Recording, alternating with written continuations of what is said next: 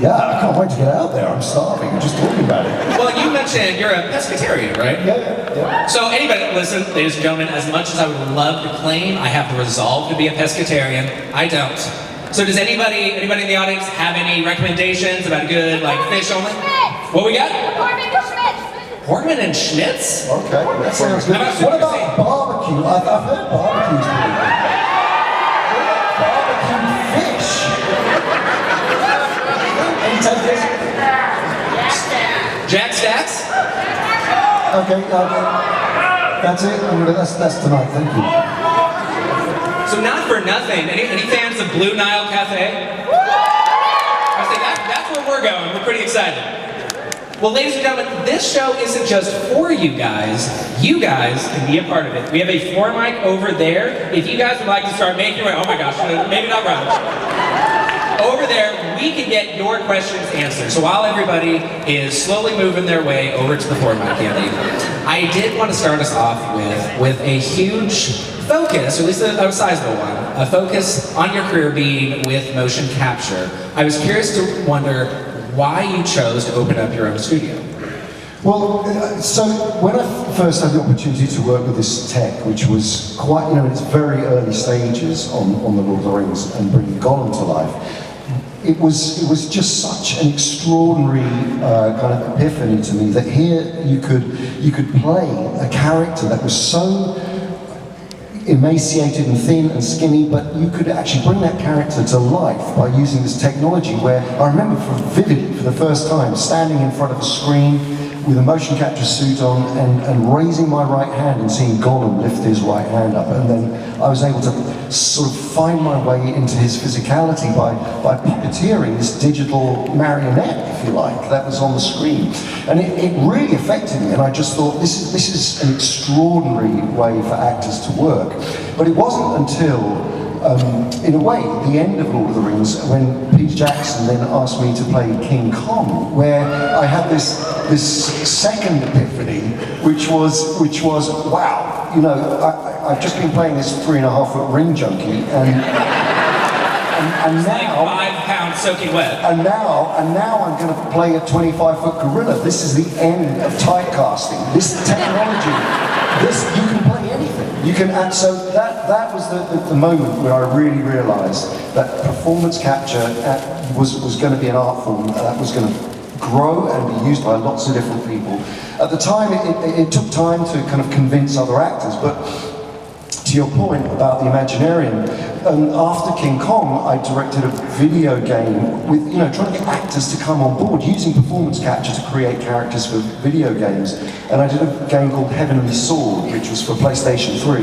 And it was at the time when games were starting to become, really character more mainstream, yeah. And actually not just about the gameplay, but about real story and real character. And so when we were making that game, I had to take all the crew and the cast back to New Zealand, where I've been making Lord of the Rings and King Kong, because there was nowhere in the UK. And so that gave me the idea to form a company called the Imaginarium, which was all about this new technology and looking into the future and how we would tell stories in 10 or 20 or 30 years' time, where we could be using this tech to create not only characters for 2D events like animated movies and video games and so on, but immersive storytelling, and that has always been what the ambition for the Imaginarium has been about as well.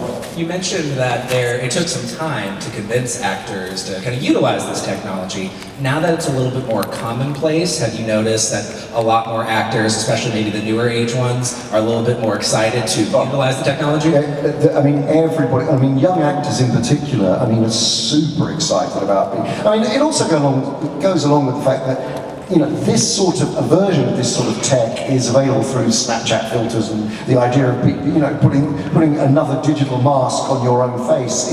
It's sort of just become commonplace in a way. So the thought of being hidden behind a digital mask no longer terrifies actors. Actors would have been happy back in the day to climb into very to prosthetic suits like John Hurt playing the Elephant Man, or Gary Oldman playing Winston Churchill, where you're or Colin Farrell playing the Penguin, where you're totally unrecognisable. But but the idea that and so you wouldn't necessarily know that that was them on screen, but the thought of doing that digitally did really scare actors in the early days, but now that's no longer a thing. So we're gonna go over to the floor mic real quick, guys. Yes, thank you. We have a spotlight over on the floor mic now. The lighting here is a little bright on us, so you guys, I'm not gonna call you guys a void, but you guys aren't too far off. So if it looks like we are talking to the screen over here, it's just so that we can be able to see you better. So hi, what's your name? Hi, I'm Annie. Hey, Annie. Annie, what's your question? I am completely unoriginal, so I'm stealing somebody else's question from earlier. Why fix what ain't broke? If Gollum could say one F-bomb,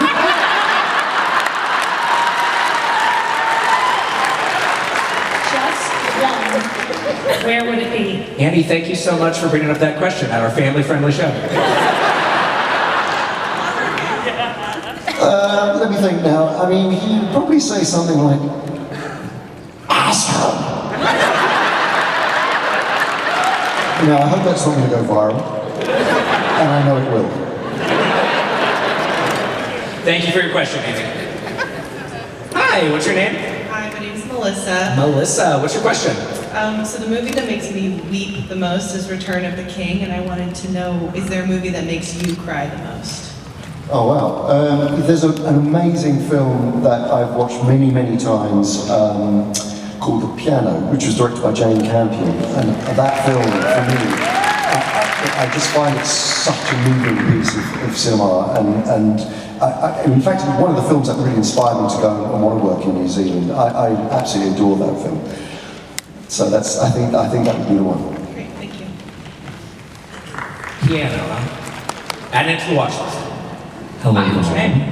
Hello. What is your favorite way to have potatoes? I don't like potatoes. I've grown to dislike them immensely. I mean, just raw and wriggling. Thank you for that. Well, hello. Hello, That is an outfit. What's your name? I'm Jake and I'm playing Mysterion. Love it. You Mysterion. look awesome. You look absolutely awesome. Thank you. What's your question, Mysterion? Well, first I want to thank you for the audio versions of Lord of the Rings and Star Wars. One of my favorite audiobooks versions of anything ever, and I listen to a lot of audiobook. Also, I want to thank you for The Prestige, your part in that. That's my favorite movie of all time. My question is, of all the fantasy and sci-fi series, either on TV or in movie and development, is there one that you would like to be a part of that you haven't been a part of? I know you've been a Star Wars, Marvel, DC, you know, Lord of the Rings. Is there anything else you would like to be a part of? Wow, gosh. I mean, do you know what? I actually really love Star Trek. Star Trek for me is...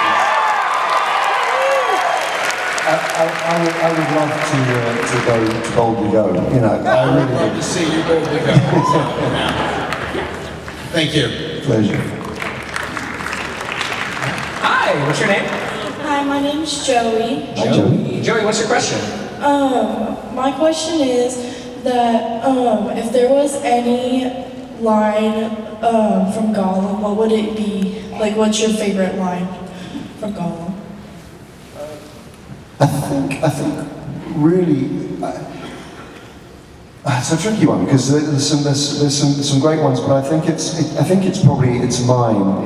It came to me because for me it's like it really sums up the character of Gollum in the sense that he is fatally drawn to this thing which he can't escape from, and And it's, for me, it's about the lack or the possibility or the lack of redemption for that character. So it's something that he craves, that he can never escape from, that he will always be beholden to.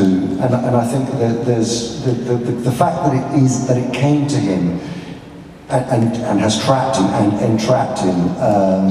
But there is this chink of possibility that he can escape from it. And I think, Gollum is such an extraordinarily complex character, and I think it really, for me, those words really are quite haunting because it really, it's what drives him. Thank you. Hi, what's your name, Mr. Serkis? My name's Edward, and I wanted to just start off by thanking you for killing it in the dance sequence, the Thriller dance sequence in 13 going on 30. I was not expecting that, but thank you. I've enjoyed Lord of the Rings through its many forms since I was a kid, but last year was the first time I got to enjoy the audiobooks. And I was very curious how that opportunity came to you, and what was the process like for you developing those, especially with so many unique voices that have so many different renditions previously. Well, it actually all started back during the COVID days, and I wanted to do something to connect with people because I just, as we all felt, so incredibly isolated at the time.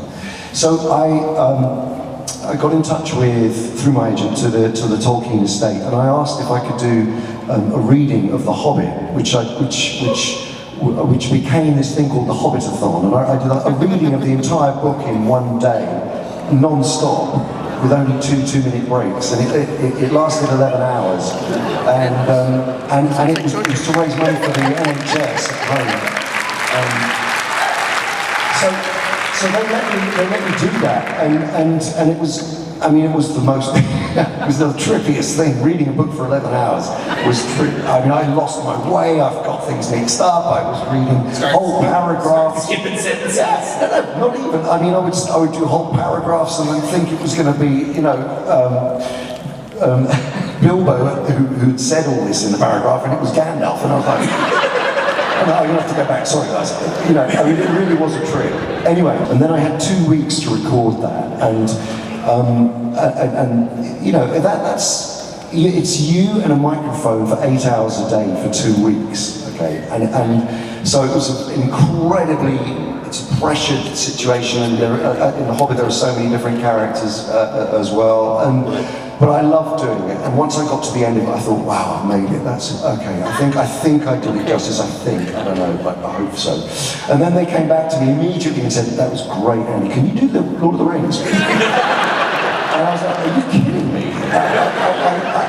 What? It was just like, the thought of going, so I had 6 weeks then. 6 weeks of going in every day doing that process of 8 hours a day with just you and a microphone. So the only way that I could remember all of these characters and the voices for all of these characters was to find a physicality for each one, or a position, or something that, where my relationship to the microphone. So for instance, if I was Gimli, I was down here, or if I was Gollum, I was practically on the floor. If I was Elrond, I had to find a very sort of a pose it was just finding physical poses to remind myself of all of these voices. And this went on for 6 weeks, day in, day out, doing the 3 books of the Lord of the Rings. And I got to the end of it and I thought, oh, thank you. I just about made it. I think I've pulled it off. And they said, do you want to do the Silmarillion?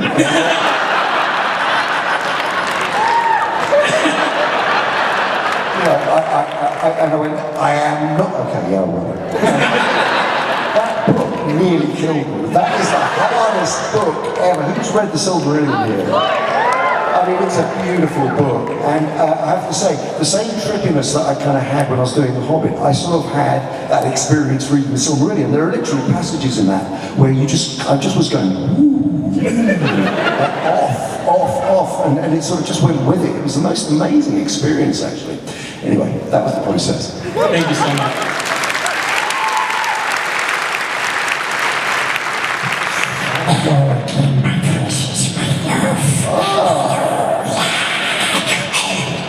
Excuse me, sorry.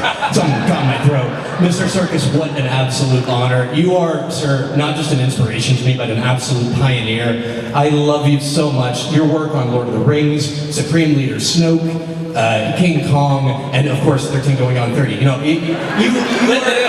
Best movie. It's so good. I just saw it for the first time, like a month ago. Anyway, beside the point. You, sir, are a pioneer of the industry. And my question to you, as a voice actor myself, I narrate audiobooks. I'm trying to get more into film acting and such. My greatest difficulty has always been physicality. And I guess my biggest question is, let's say a character like Gollum, for example.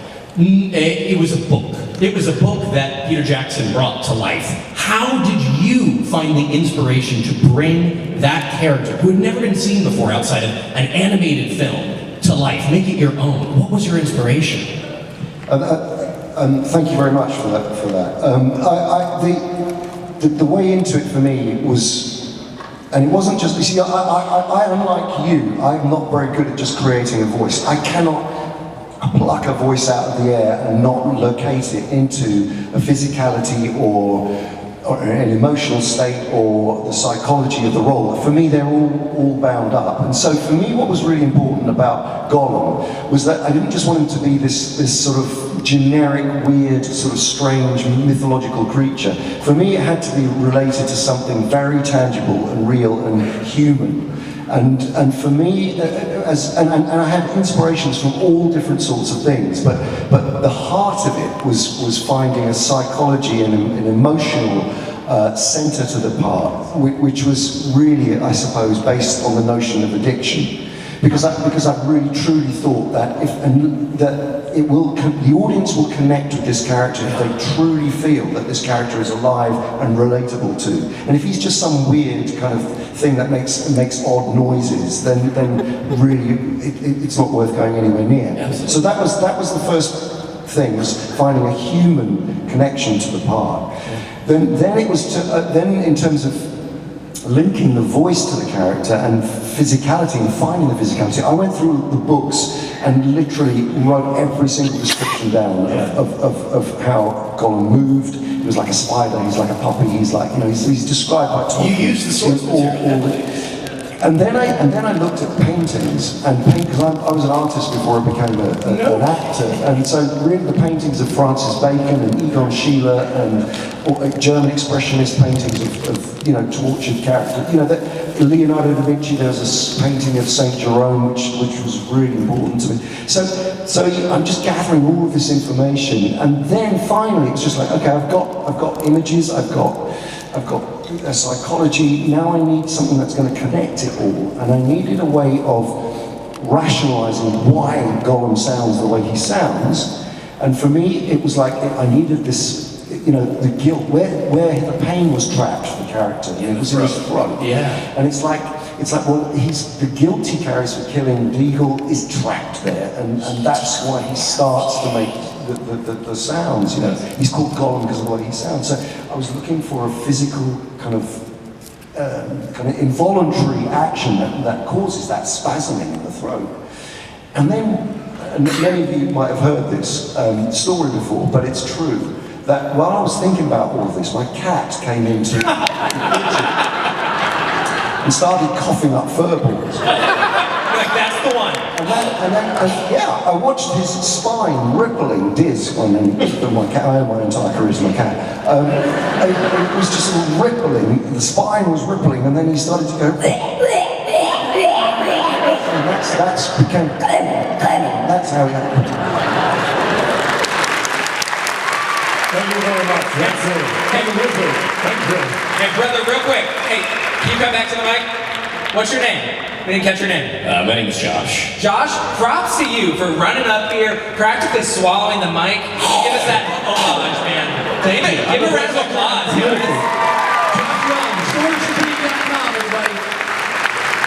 And real quick, guys, we would also be remiss if we didn't give a big round of applause to our friend over here. Yeah. Making sure that this show is accessible for everybody. Give a round of applause.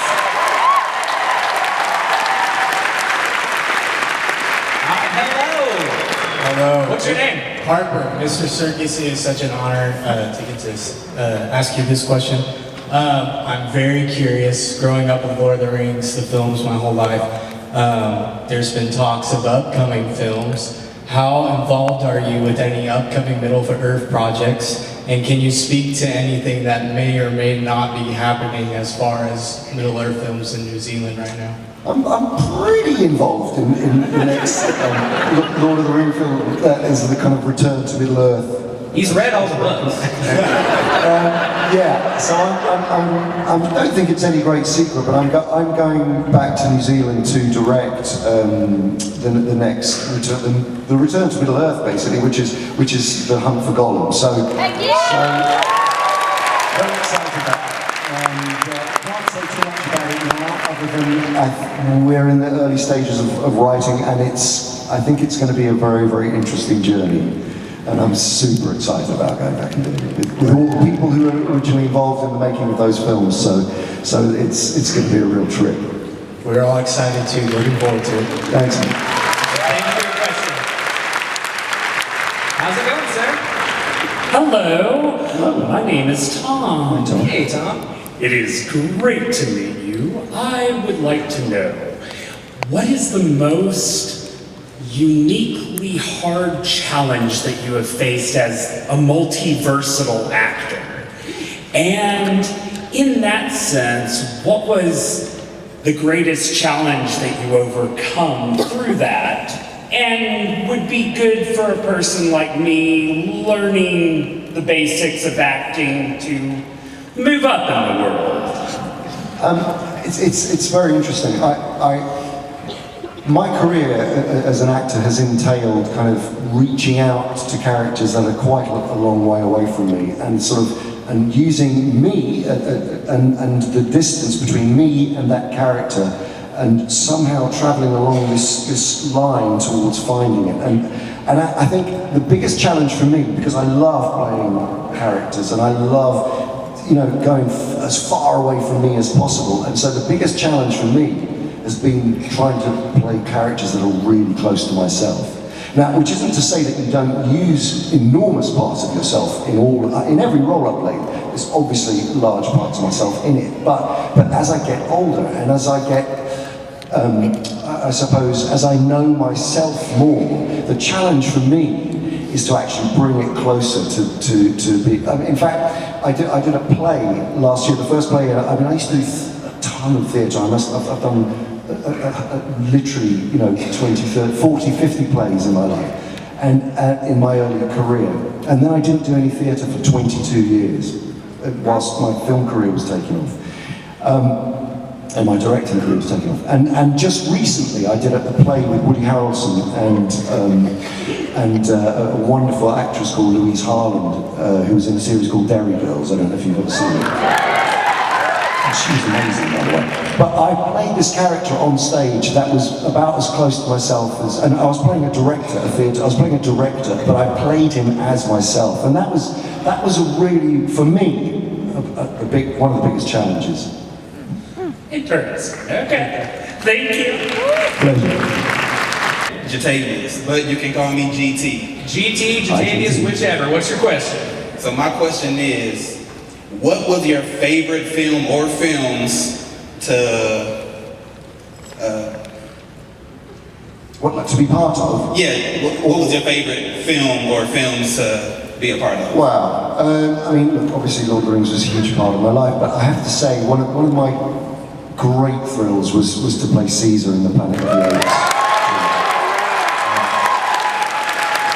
That character, the changes that that character goes throughout the course. As an actor, you very, very rarely, or if ever, get the chance to play a character from birth to death, and over the course of 3 movies. Spoiler alert.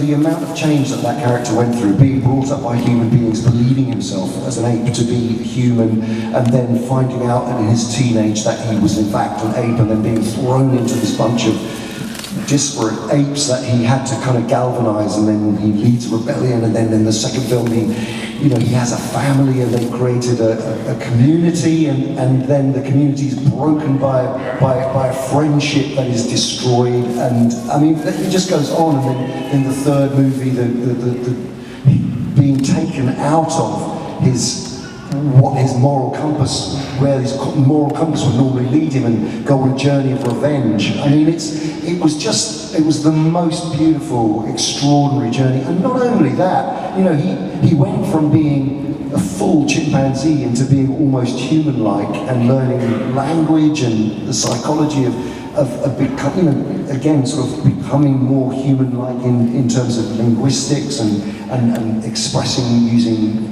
language. I mean, it was such an immense journey, and you just do not get that opportunity. And that's what I mean about the opportunity for performance capture, to allow you to go on these massive kind of journeys with a character. So I think that one would definitely be one of the ones I love.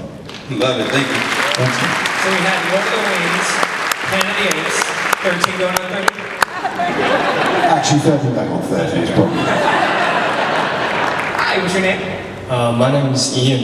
Ian, what's your question? You have revolutionized acting in motion capture, which I think holds more weight to your opinions on AI. So what are your thoughts on Hollywood's attempt to integrate AI technology and deepfake into acting? Well, let me just say this.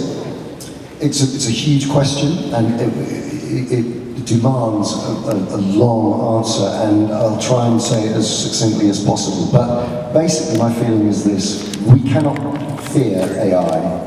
We have to take responsibility for it. The genie is definitely out of the bottle.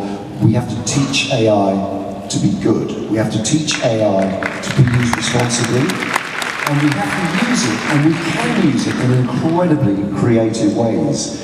And I'm not afraid of it. I think we do have to manage it and make sure that people are not being, we're not using it to cut corners, to cut people out, to exclude people, that it has to be linked creatively back to human source. But I do think there's a wonderful magic that we can all share. I mean, if you go back to, say, the early days of flight, and you'd said, you know, before the Wright brothers, you know, we're all going to take off from this planet and fly in the sky, you'd go, no chance, you know. So then the Wright brothers build a plane and it takes off. And then a few years later, you have the First World War, people were dropping bombs from planes. So what I'm saying is, with AI, it's the same thing. You can use any technology, new technology, for good, or you can use it for ill. And as long as everyone in the creative communities are absolutely crystal clear about the use of it, it can be used, I think, to tell stories in a way that we have not seen yet. And so I'm really excited about that. I just think we have to be very careful. And AI will be like bringing children up. We have to teach it to be responsible, to care, to be good. And if we are going to allow CG characters to have the DNA created by human creators, then they have to, when they find their way, and they go off and say they're using immersive storytelling to come alive by themselves, that the artists who created that character in the first place are, you know, taken care of, remunerated, paid. What I'm saying is, all round, from not only the creativity and artistic endeavour, but actually a way of protecting the craft and protecting and making people who are, you know, paid for the work that they have done. That all has to be looked at very, very carefully. Great answer. Thank you. So we are getting counted down to the wire here, so we're going to do some rapid fire questions. So first, what's your name? My name's Chelsea, and I hope this will be rapid fire as you need. Go for it. So after hearing all the intensive work you did for the audiobooks of Lord of the Rings, which thank you again for that, that was amazing. My husband actually had this question. He is curious, because he's been working through all the Lord of the Rings books. He just started Silmarillion and everything, listening to you. He was curious if you had a favorite character that you read. Like, again, you explained like how you got on the physicality and everything of it, but was there a favorite you like to read? Do you know, one of the characters that I really loved doing in the audiobooks was Tom Bombadil, actually. I really did. Because there's something beautiful about that character, kind of free and kind of unfettered, and just there's such a goodness to that character. I very rarely get to play characters that good, and I really loved it. It was so lovely to be able to, you know, I just see that character as so free, you know, and so I loved voicing him. That's amazing. And thank you again for being here. Oh, thank you. How's it going? What's your name? I'm Iris. This is my little sister, Amelia. She was too shy to go up by herself, but she wanted to come up a lot. Rapid fire question, as much as I can. Is there any character from anything you've done that you really went into as much as you could, and it was really felt like you? Well, I mean, as I say, kind of every character at the end of the day is an expression of yourself. You know, it's your take. Weirdly, and this is going to sound strange, but there is a lot of me in King Kong. Because there was no way. Look, there was no dialogue. There was no kind of. There was no way of expressing that character other than through feeling. And what some of the decisions that we had to make about that character was about sort of feeling a bit of an outsider, but then finding a connection to someone. And actually, that I think was, I just had to draw from myself. You know, I think I've always felt slightly on the outside of things, and as a human being, I've always sort of sought I'm full of awe, and when I see people from communities that really know themselves, you know, I've always felt like I was always an outsider looking in, and I think that's partly why, you know, it affected some of the choices of characters I played. But bizarrely, because Kong was such he was sort of like this lonely, psychotic hobo, sort of sitting sort of on the outside of behind a wall, separated because you know he's trying to, and the only creatures that are around him are things that are either trying to kill him, or you know, or he's handed these sacrifices and he tries to stop this horrible noise of fear which is coming from them. So he's sort of like slightly misunderstood, and all this was there was no dialogue to convey any of this. It was purely about finding the character. So I actually feel, bizarrely, although I don't really think of myself as a lonely psychotic hobo, but I do think there's a lot of you know, Kong's kind of desire to connect that came from me. Yeah. Thank you very much. All right, so we have time for one more quick question. So what's your name? Hannah. Hannah, you're our grand finale. What's your question? I hope this is quick enough. What I've really been wondering, after both listening to the audiobooks, which are incredible, and then obviously watching the movies many times, is there a scene that you, from the books, you wish could have been in the films, and vice versa, something that you guys portrayed in the films that you would love to see how Tolkien would write it? Wow, that's a really good question. Other than Tom Bombadil, because I actually would love to see that character rendered. I mean, obviously, I think although I've not seen it, I think he's in the Rings of Power, isn't he? Have you? Yeah. Okay. Oh, spoiler alert. I haven't seen it, but I've heard that he is. But I really love that character, and I think I would love to see.